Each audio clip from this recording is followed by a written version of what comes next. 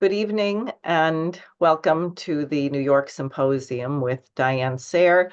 I'm Diane Sayre, LaRouche Independent Candidate for U.S. Senate in New York, and today is Friday, May 17th. And for those of you who have been working on this outrageous petition drive designed to silence independent voices, we have about a little over a week left. If you would like to help with that, please email the campaign immediately or donate. All of that helps. Now, we are in just an incredible moment of mankind, which Lyndon LaRouche warned of decades ago, really back in the 50s and 60s, when he recognized the so-called post-industrial economy, and also the impact of the shift of culture launched by the so-called Congress for Cultural Freedom, which was designed to take the United States, which had not gone fascist when all of Europe went fascist in the 1930s, but instead elected Franklin Roosevelt, who built an incredible industrial recovery and supplied the materiel to work with the Soviet Union to defeat the Nazis in Europe.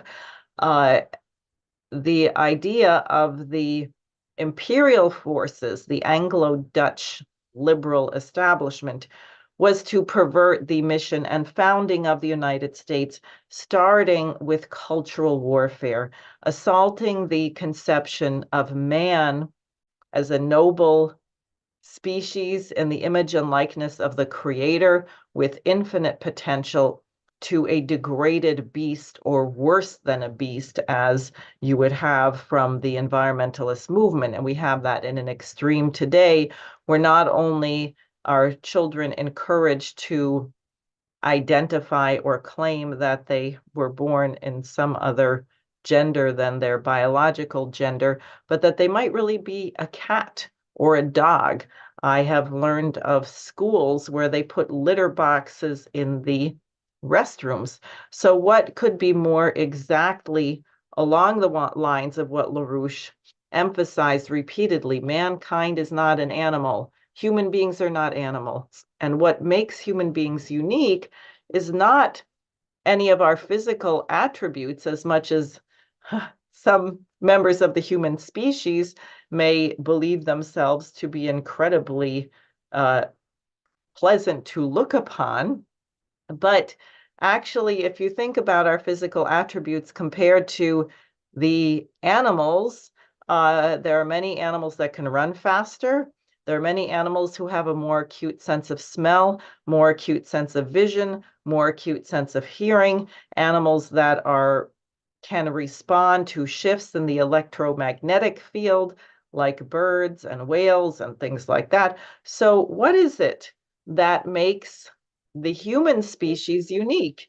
And this is our ability to actually transform our species at will, and to transform the relationship between our species and nature, whereby making a scientific discovery, discovering a new principle about the universe, we not only have more power over nature, but we can actually use the resources, so-called resources, that exist in a more efficient way, so that it's possible for future generations to have more members, to have a greater population, but that population has also a higher standard of living, longer life expectancy, lower infant mortality, people are better educated, suffer from fewer diseases. That's the natural development of mankind. Now, today, there is a part of the world which is moving in the direction LaRouche outlined, which some people might call the global south. You could call it the BRICS: Brazil, Russia, India, China, South Africa, and nations working with them. And in the last days, there have been many, many important talks and contacts, particularly between Russia's President Putin and China's Xi Jinping. Putin was just in China, very warmly received. There were all kinds of new agreements coming out of that visit. Also, China and India, which have had very strained relations, border disputes, but they are recognizing that the greatest threat to civilization is the collapsing Anglo-Dutch Empire, typified by the occupants of the White House in the United States and 10 Downing Street in London, and their little tools like Bibi Netanyahu or Volodymyr Zelensky, and that perhaps they should work together. So these nations are embarking on incredible projects of physical development, high-speed rail, deep water ports, new kinds of agricultural techniques to increase food production, etc. Whereas we in the dying, bankrupt West, and particularly the United States, have abandoned a commitment to the principles espoused by people like Benjamin Franklin, Cotton Mather, John Quincy Adams, Alexander Hamilton, and Lyndon LaRouche, and instead decided that what we have to do is to destroy this progress. So we, this nation of about 330 million people, have decided that we are going to halt 5 or 6 billion people from progressing. And I can tell you that is not going to work out very well. We have to get the United States to change its policy now, or no one on the planet is likely to survive. And we see it in perhaps the most gut-wrenching way with this Israeli assault now on Rafah, the escalation of the policy of genocide against the Palestinian population in that region, a total rejection of a truce or a ceasefire, which the Biden administration is backing up. You see it with the policy of trying to destroy Russia, including talking about sending longer range missile systems into Ukraine and then shrugging our shoulders and saying, well, it's up to the Ukrainians how they want to use them. So we're talking about a direct conflict between NATO and Russia. Russia already believes they're in a conflict with NATO, but believe me, when that becomes official, that's a whole new level. So the world can really go either way. And what I wanted to do, I've been traveling around the state a lot as a result of necessity and the petitioning.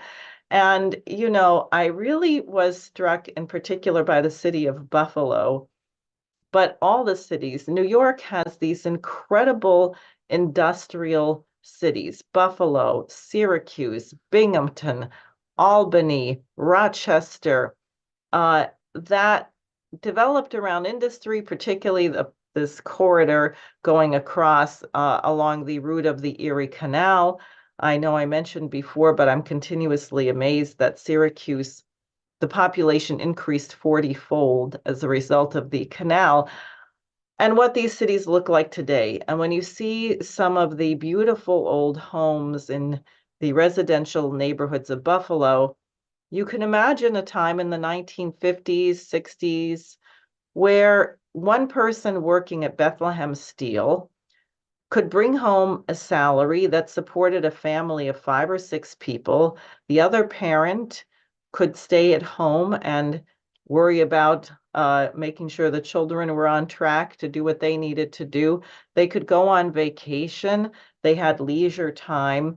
And the children had a happy life. They could run around and play in the streets, and the neighbors knew what everyone was doing. It's very hard to imagine that today. I'm insisting that it is possible for the United States, as Lyndon LaRouche said, to move in the span of a generation to a point where you could again increase the purchasing power of the dollar, halt this hyperinflation through a total overhaul of the economic system, where once again, one person working in a productive job or a necessary job can sustain an entire family comfortably without being pushed over the debt cliff. So I'm going to stop there. I've invited my friend and former New York resident, Roger Ham, to share with us something about the history of some of our cities in New York and the future, the proposed future. And I'll just stop there and go ahead, Roger. Okay, well, thank you, Diane. Good to be with everybody tonight. So first of all, let me assert my firm belief that the only thing we have to fear is pessimism itself.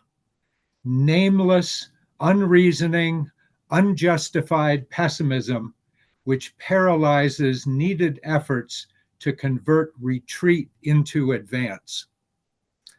Now, I think most everyone will recognize that as a very slightly paraphrased version of the famous quote from FDR's first inaugural address, where he took on the fact that solutions exist and that the only thing that really holds us back is being able to visualize those solutions, that future, and then taking the necessary actions to bring them into being.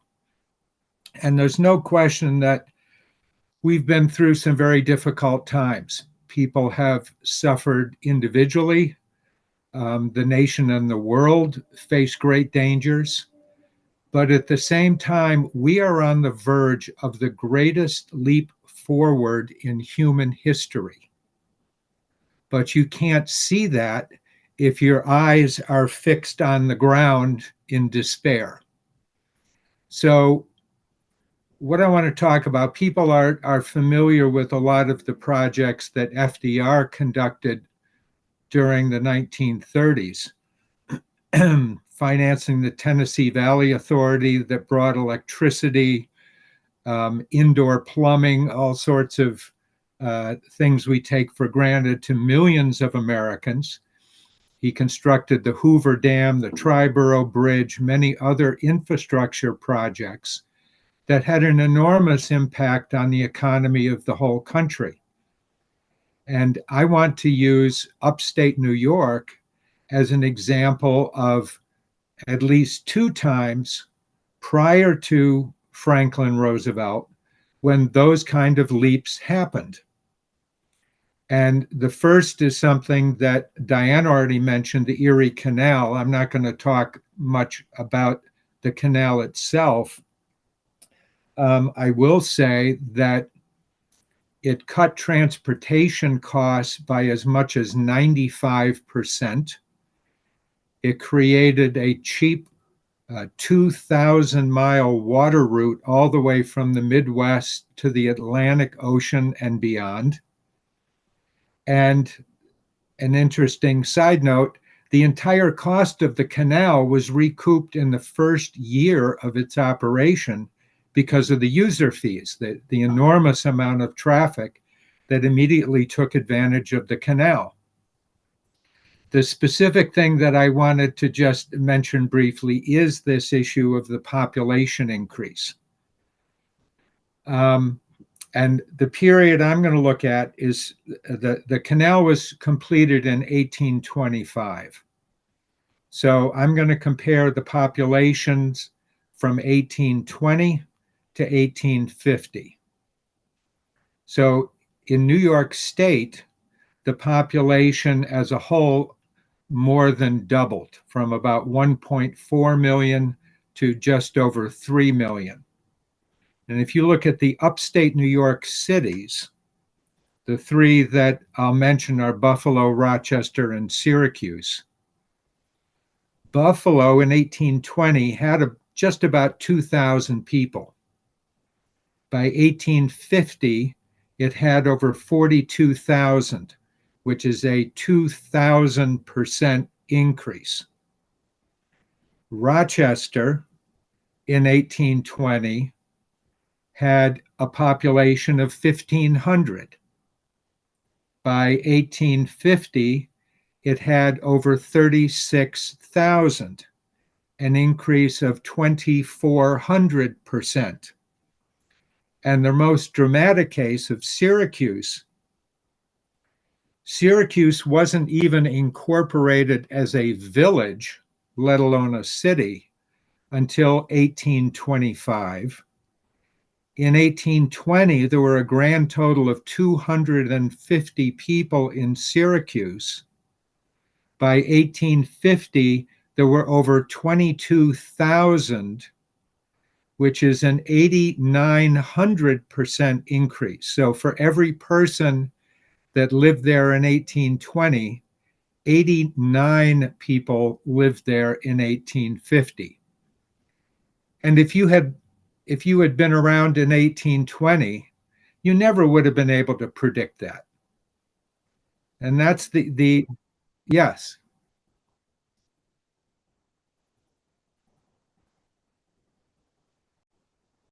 People to see it. Dave, are you able, if I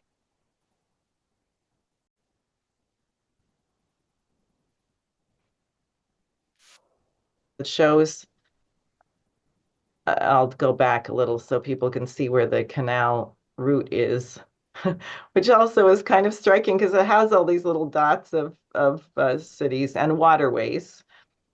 And there's Buffalo. And where is Rochester? It's hard to see it on here. Right here, Rochester is covered up by lots of industrial production. And then what you just said, Syracuse, right here, just to give people, all the people who are not fortunate enough to live in or near New York, an idea of what they're looking at and what you mean by upstate New York. So Right. that's it. And of Okay. course, the whole point of this is that it didn't simply link Buffalo and these cities to the Hudson River, but it connected all of the Great Lakes, the interior of the United States, the Midwest, where the grain, the cattle, the lumber, uh, iron ore, coal, all of these things were being produced, that all of that could travel. The terminus for the Great Lakes had been essentially Niagara Falls. That was as far east as you could bring all of these goods. And Buffalo became a major terminal for the transshipment of all of those goods further east and eventually to the Atlantic Ocean and to the rest of the world. Um, and once the canal itself opened, uh, all of those goods from the interior of the United States could be transported by water to virtually any other place on the planet. Um, and the railroads weren't really the first locomotive was built around 1825. The Transcontinental Railroad was completed in 1869. And as locomotives became a much faster way of transporting goods, that supplanted a lot of the transportation that had gone on the Erie Canal. But Buffalo then became the second largest railroad hub in the entire country after Chicago. So you have this sort of leapfrogging of technologies that may have replaced the earlier one, but actually brought the whole economy to a much higher level. And so, just from a population standpoint, that was the impact of this significant but not enormous infrastructure project. It took, I think it was 1817 to 1825 was the construction period. So the second example I want to give is actually there was a book that Matt Geiss had given me a while back, which was published in 1892. And it's entitled The New Wonder of the World, Buffalo, the Electric City. And 1892, this is on the eve of the opening of the hydroelectric plant in Niagara Falls, which was begun in 1895. And this is the beginning of the age of electricity. And Nicholas Tesla, his alternating current was his invention. Thomas Edison had promoted direct current, but it was proven that alternating current would lose very little power or voltage being transported over long distances. So it was ideal for these kind of centralized power plants, which could then be distributed far and wide. And I wanted to read a couple quotes from this book from 1892, which gives you a sense of what people expected was going to happen. Remember, this is actually before the power plant is inaugurated. And the first one, it was an interview done with a guy, James Stafford, who is the head of the Buffalo Businessmen's Association.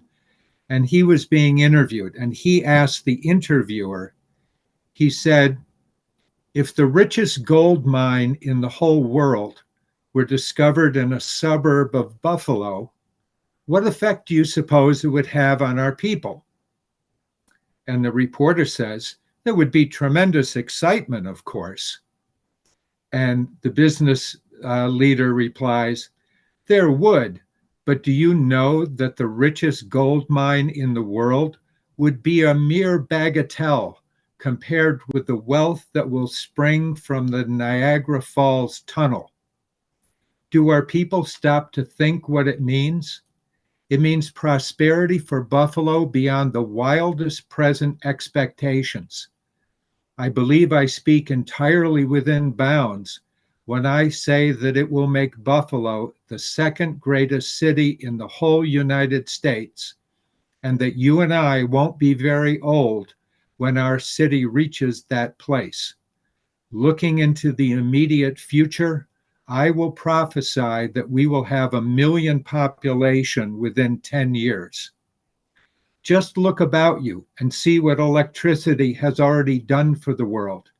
And yet we are scarcely entered up in the electric age. We are at the dawn of a new era, and electricity, now in its infancy, will grow and develop until it revolutionizes the world. It will give us power, light, heat, refrigeration. It will do everything for us that steam now does. And here in Buffalo, it is going to cost less than water power. And then he compares some different prices of power. When we consider that the entire power going to waste at Niagara Falls is 1/7 of the entire power of the world, one can comprehend what an inexhaustible mine of wealth we are on the eve of developing. Already the problem of transmitting electricity long distances without much waste has been solved. Just let your mind run forward a dozen years. Electricity running through cables from the falls will act on our city like the warm blood running through a human body. Will permeate every part of the city, running 2,000 horsepower engines as easily as the dentist drill or the family sewing machine. Every wheel in Buffalo will be eventually turned by electricity. It will light and heat our houses. It will be cheaper than anything else. Add to all this our great natural advantages, and no wonder that expectations should be so great. We are midway between the great producing regions of the West and the more thickly populated sections of the East, with its continually increasing export trade. What better point could be found for the manufacturing center of the country? Here, all the shipping from the western chain of lakes discharges its cargoes of grain, lumber, ore, reloading with cargoes of coal and other goods, which could obviously be transported to the west to fuel growth in those areas. And then there's just one other quote I wanted to give you. I'm not sure exactly the time period they're referring to. I think it's uh, about 1880 to 1890. They say in that period, the city at the foot of Lake Erie, meaning Buffalo, increased its coal traffic 387%, its iron receipts 226%, its population by 89%, and fully doubled its grain receipts and lumber shipments. It is already the largest grain receiving and coal distributing center in the world, the principal lumber port in the country, one of the greatest markets for livestock and fish. The number of manufacturing establishments increased 200% from 1880 to 1890. And it is now certain that that will more than triple again by the end of the century, uh, with the conversion of Niagara Falls into a source of electrical power, while the population will increase from 300,000 to a million. And it is said Buffalo now seems destined to gain steadily upon Chicago in the race for commercial supremacy. So I think it just indicates the state of mind that these kind of technological leaps can bring about with people. And it's the case that any sort of uh, introduction of a fundamental new technology, it's discontinuous. It's not a gradual increase. It can have very sudden and dramatic effects on the whole economy. And the thing that I want to just have people think about is the One Belt, One Road is being built. Whether we support it, whether we like it or not, it's being built. All of the countries of Asia are going to be interconnected, massive increases in trade. Russia is developing nuclear power for Africa, for Egypt in particular, and other countries. Um, that is going forward. If we would return to our own founding principles and had a little regard for the idea of the advantage of the other, instead of attempting to sabotage this kind of development, we could be joining with China, Russia, other countries. And given our geographical location, if you thought about the potential for development in Central and South America, sort of our backyard, the demand for steel, concrete, electronics, and a million other products would be absolutely enormous. You know, today we complain about imports of foreign steel, but the demand for steel could be, who knows, 10, 100 times greater than the current world production. So that that is going ahead. We will have fusion power. If you follow the news reports on this, there have been some tremendous advances which have been made in fusion research. And it seems like every month there's some new record being set for confinement time, temperature, uh, uh, actual increases in net power production. That is going to be developed in the relatively near future. So if you think electricity had a big impact on the economy, it will be difficult to comprehend the impact that cheap, abundant, non-polluting fusion energy will have on the world economy. We are returning to the moon.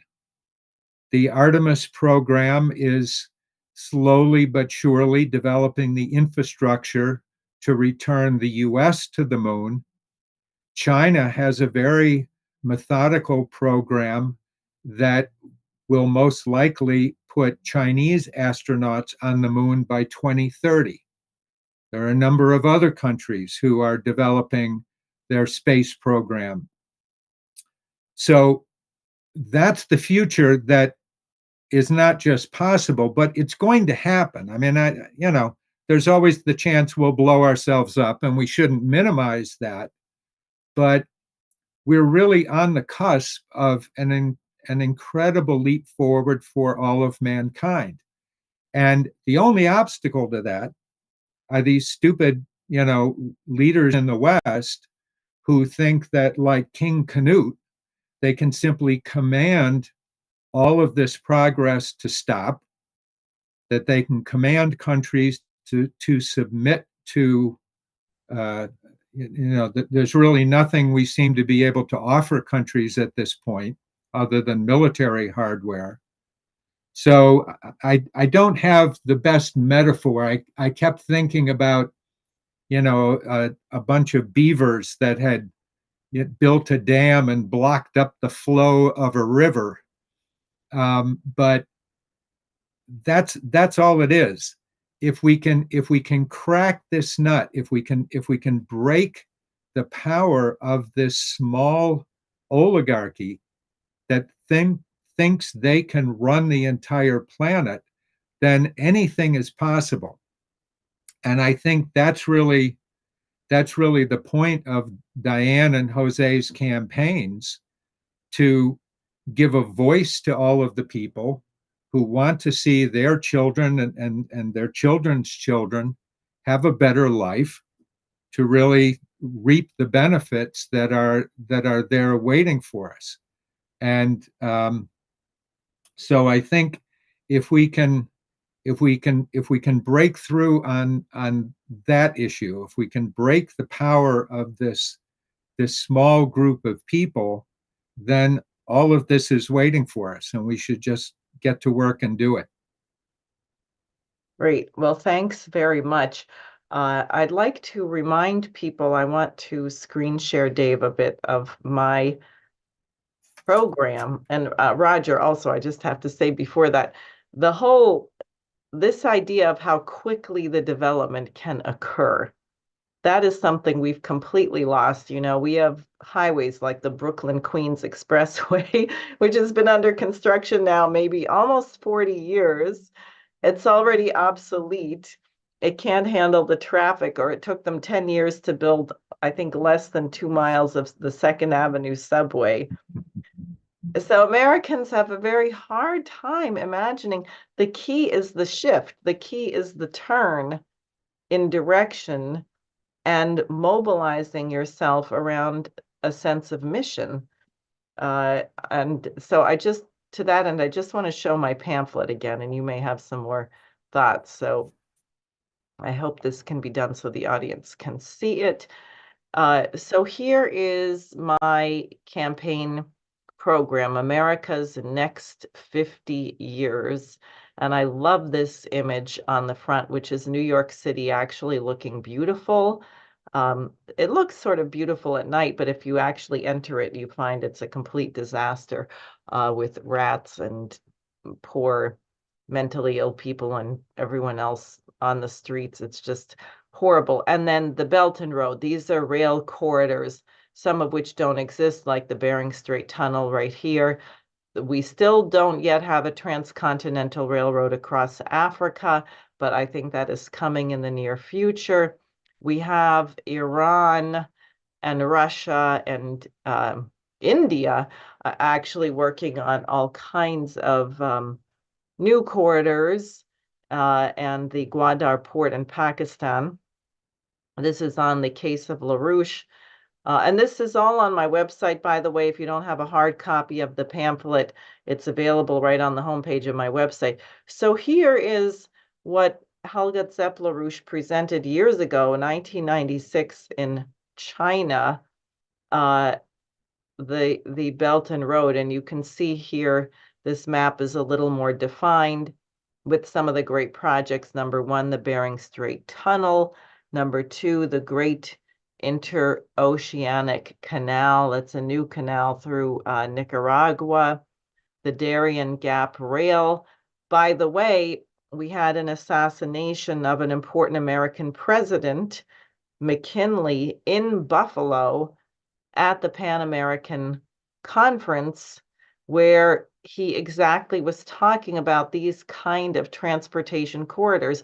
And when you hear what Roger, what you just went through in terms of the explosion of population growth, of productivity, of manufacturing, when you have the transportation routes to allow people to trade, this is absolutely key.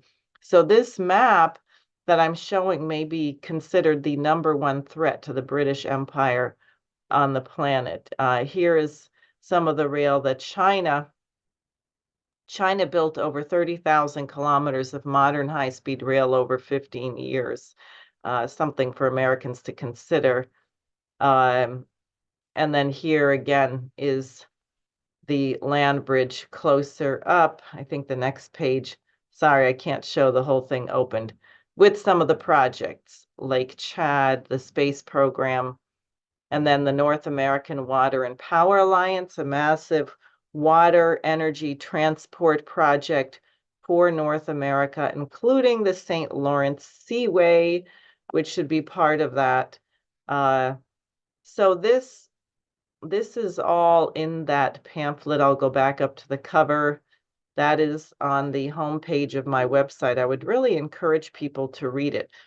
I've said many times that if you're lost, if you're, as our nation appears to be, if you're just slogging around in the mud in a swamp, uh, the way you get out of it is you have to know where you're going. You have to have an image of how do we get from here to there. There are so many things that are wrong with the way we're going. If you just sit there and fixate on them, it's like digging in the mud and splattering it, as opposed to saying how we get out. So I'd encourage people to read that. I also wanted to bring up, isn't it the case, Roger, that Russia and China, one of the things they're going to be doing is building a nuclear power plant on the moon? Well, I know the Russians had said that solar power is really impractical because for 14 days out of 28, um, uh, wherever your lunar base is located, it's going to be in pitch darkness. So they have talked about. I mean, we've put nuclear power packs on many of our satellites, particularly the ones that are going to be traveling into the outer solar system, where the strength of the sunlight is diminishing. And clearly, if you want to do anything big on the moon, one thing that I should mention is that accompanying a return to the moon is going to be the harvesting, the mining of helium-3 from the lunar soil.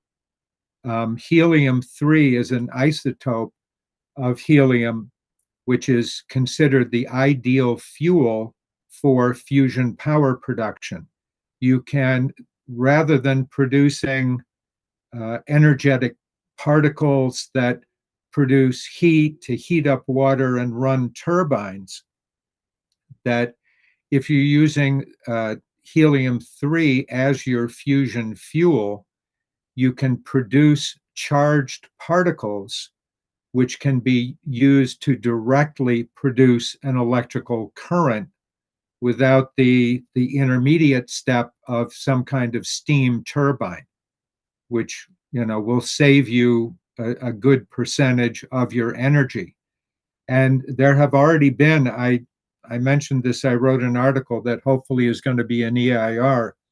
Harrison Schmitt, who was the geologist who went to the moon on Apollo 17, the last manned landing on the moon of the Apollo program, he has teamed up with some former executives of Blue Origin to form a commercial company. I think it's called Interloon, which is working to develop the technology specifically for harvesting helium-3 from the regolith on the moon's surface. And there's just vast amounts of that fuel waiting to be harvested and brought back to the Earth to power fusion power plants.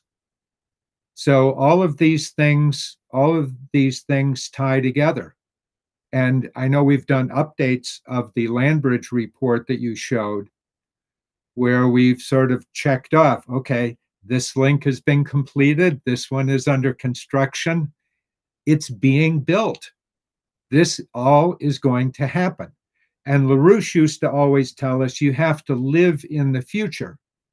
And one of his real advantages in being able to think about current events and current crises that we're trying to address is he could live in the future and say, okay, what problems do we have to solve to bring the world into it, as opposed to living in, as you described, the potholes, the terrible healthcare, education, all of these things, living there and say, well, what possible incremental change could we possibly bring about that would make it just a little bit better?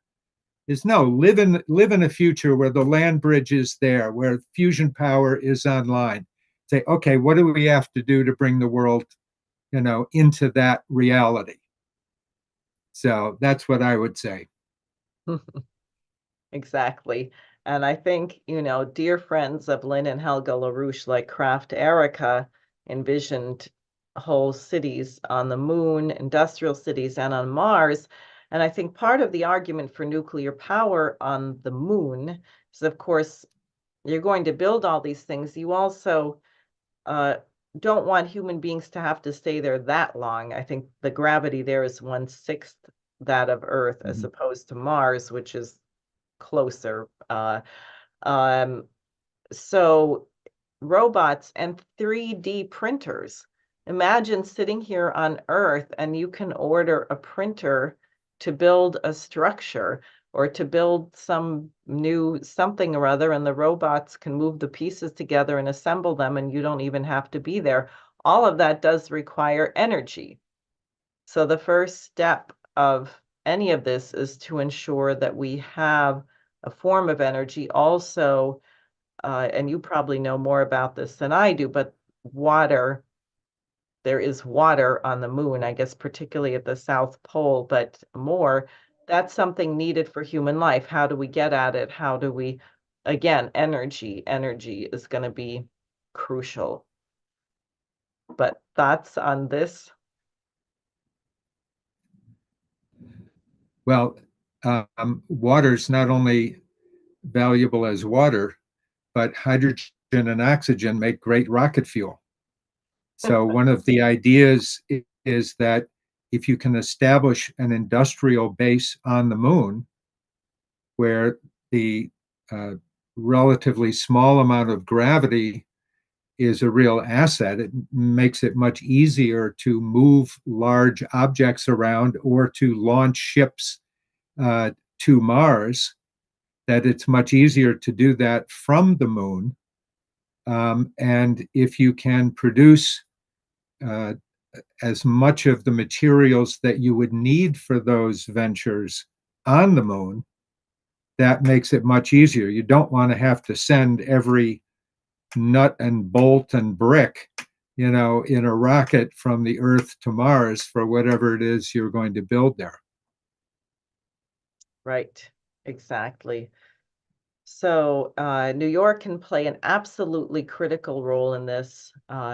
Jose's idea of Bronx becoming the supplier of a skilled workforce with his Space CCC program and the very high-tech capabilities all up and down the state of New York, from Long Island Rochester with the Rochester University actually has a laser ignition facility for fusion, and then what you had in Buffalo in terms of the industrial capability make this a state with enormous potential to drive the nation forward. And that's really what our campaigns are dedicated to. And we can leapfrog instead of putting sanctions on China and stopping them from producing things that might be of use here. We can reverse that, collaborate with them so we don't have to reinvent the wheel, as they say, but we can move on to next levels or collaborate. So I think we'll wrap up. Any concluding thoughts? Well, as the uh, campaign astronomer, I couldn't help but add the recent geomagnetic storm that we had last weekend, which was the strongest geomagnetic storm in over 20 years. And apparently, there were two different coronal mass ejections plus an X-class solar flare that all went into producing this enormous geomagnetic storm last weekend. There were reports of auroras being seen on Key West, Hmm. which is just hard to imagine since all these charged particles are drawn in generally toward the poles, so that most of the auroras are seen in very high latitude. So it has to be a very powerful storm to get further down. Unfortunately, it was cloudy, as it's been a lot lately in the New York area, so I didn't get to see any of the auroras. If anybody watching the program did, I'd love to hear about it. And I just want to mention one thing. In 1859, there was what was called the Carrington event, where there was a very powerful geomagnetic storm that actually created fires in telegraph offices. There really wasn't an electrical grid at that point. And it's often been hypothesized that if there were an event similar to the Carrington event today, that it could just wreak havoc with satellites, with the electrical grid, with everything else. So I thought that was pretty exciting, and again really drives us to think of how we fit into the larger universe, and that's another way of trying to lift our vision uh, both toward the heavens and toward the future. So I'll just end with that. Great. Well, thanks very much. And with any luck, we'll be here next week, same time, same place, and be very close to uh, filing the zillions of petition signatures to get my name on the ballot, and perhaps have already filed Jose Vega's petition signatures. So thanks very much. I put a link to the website in the YouTube chat. Please go there, donate, volunteer, add your name to get my emails, and we'll talk to you soon.